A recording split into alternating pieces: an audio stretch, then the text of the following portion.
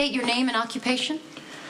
Dante Angelo Falconeri. I'm a detective with the Port Charles Police Department. And how is your chest feeling today? It's fine. Thanks for asking.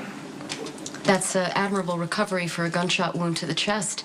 Your father he has quite a shot. Objection. Sustained. I am attempting to assess the witness's health. You are attempting to introduce a blatant falsehood into the mind of the Order jury. in the court. Are you ladies hearing me? I'll not tolerate these outbursts. Detective Falconeri, in order to save us all a lot of time and trouble, and I remind you, you are under oath, will you tell the court who shot you in the chest? In the process of getting the gun back in working order, it discharged, and I accidentally shot myself. That's the same story. Virtually the same words you used at your arraignment. Objection! The prosecution's badgering her own witness. Sustained. Ms. Walsh, you introduced the topic of Detective Falconeri's gunshot wound. He has explained, I trust for the last time, how he came to be injured. Now move it along and get to something relevant, or I'll dismiss the witness. Yes, Your Honor. Detective Falconeri, for the benefit of the jury, can you please clarify when you learned the defendant, Sonny Corinthos, was your father? On January 29th of this year, And what were the circumstances? I was at the home of the defendant. Lying on the ground, shot in the chest. Objection! Sustained. Ms. Walsh, my patience is wearing thin. I apologize, Your Honor. I merely wanted to remind the jury that the defendant is the father of Detective Falconeri, and the defendant didn't know it until after his son had been shot.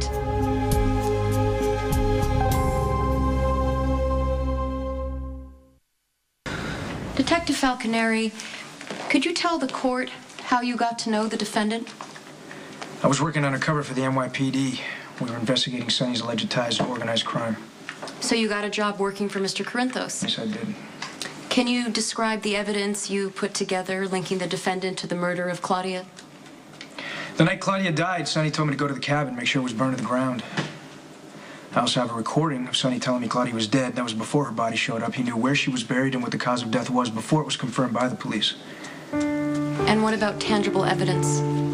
The clothes he was wearing? I saw Sonny burning something in his fireplace the night Claudia died. I came back the next morning, got the ashes, sent them to a police forensics lab.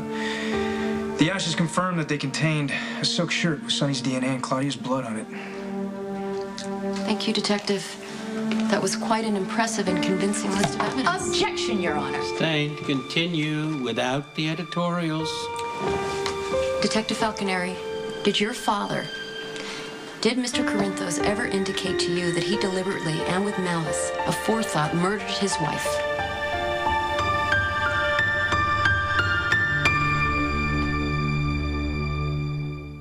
Answer the question, Detective Falconeri. Did the defendant ever tell you he had prior intent to kill his wife? No. Thank you, Detective. At this time, I would like to offer 2 more items into evidence. The human hair found in the cabin where Claudia Corinthos was murdered, and a statement by the county coroner confirming the hair is a DNA match for the defendant, placing him at the scene of the crime. Objection, Your Honor. You get a chance to question the coroner, Ms. Miller. Let's see Sonny's little mouthpiece talk her way out of this. Your Honor, the defendant has already admitted to being in the cabin. He has admitted to delivering the blow. Objection. Counsel for the defense is speaking out of turn. You'll get your turn, Miss Miller. Now sit. Let the prosecution continue. When you were undercover, did you have the opportunity to observe the behavior of Mr. Corinthos' family other than yourself? Objection! The witness did not know he was the defendant's son at this time. Sustained. Be more specific. Certainly, Your Honor. Detective Falconeri, do you have reason to believe there was a witness to Claudia's murder? You gotta get her off this now. I'm serious. Get her off right now. In your professional opinion, was there a witness to this murder? I have no physical evidence to back up that conclusion. No. Your Honor, can you please direct the witness to answer the question? Objection, Your Honor. Overruled. Detective Falconeri, do you have reason to believe there was a witness to the death of Claudia Zakara Corinthos? Look, Your Honor, I have no evidence to suggest that whatsoever.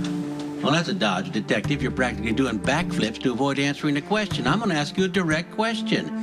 And if you refuse to answer, I'll find you in contempt. What is the name of the potential witness to the death of Claudia Zakara Corinthos?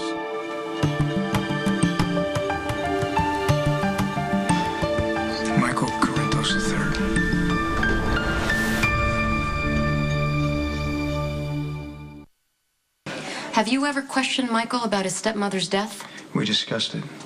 And what did Michael say? He implied he had knowledge of Claudia's death, but he never once confirmed that he saw her die. Are you aware that there's a subpoena issued for Michael? Yes. Do you know why that subpoena has not been served? Well, obviously the court cannot locate Michael.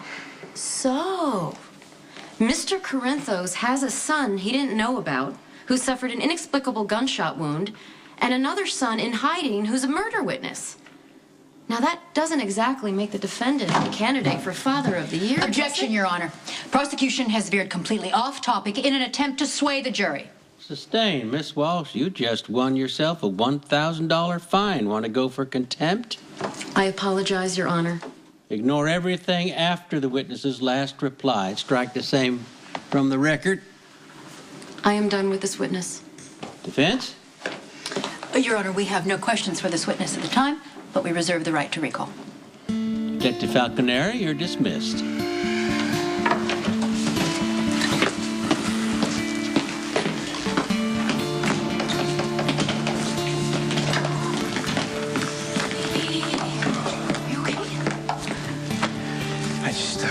I just wrecked my brother's life. Let's get out of here. Hey, you know what? I'll call you later on your cell. If you're thinking what I think you're thinking. Yeah, I just have a few things I want to discuss with the prosecutor. All right, I'll see you later. Hey, just want you to know that I love you.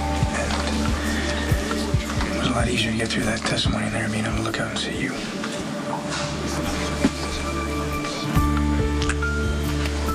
Proud of you, Detective.